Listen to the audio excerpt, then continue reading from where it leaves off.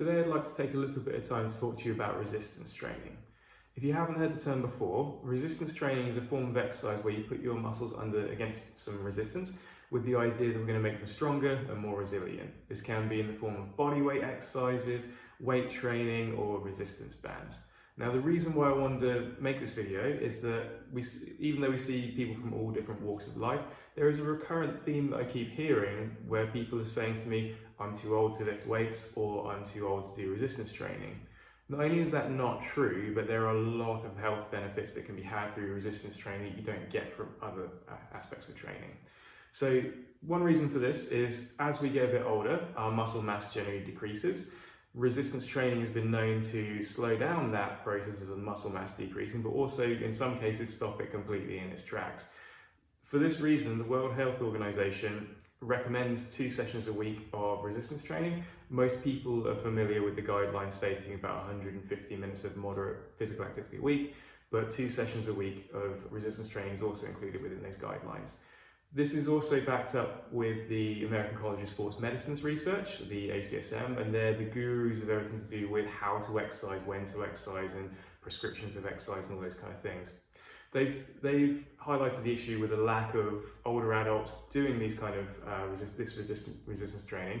And their research has shown that less than 9% of adults over the age of 75 do any form of resistance training, which, as said, can lead to some major health benefits.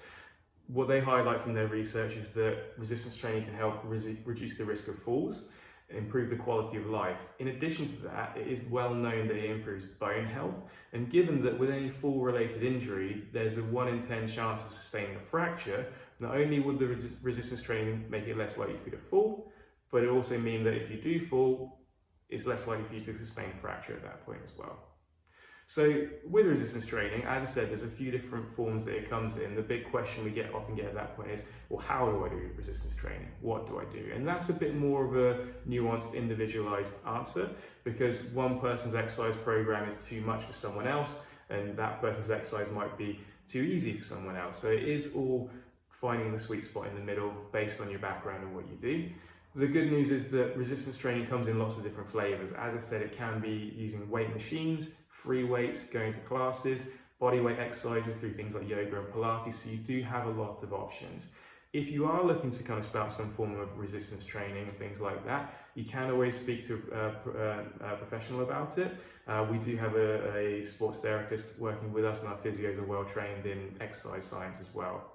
So in conclusion, low intensity exercises or cardiovascular exercises are good, but heavy resistance training can be really useful at the same time. You do need to go about it in the right way. So if you do have any questions, queries, or concerns about it, we're here to help. And if you do have any aches and pains that will prevent you from being able to do those exercises, you know who to call.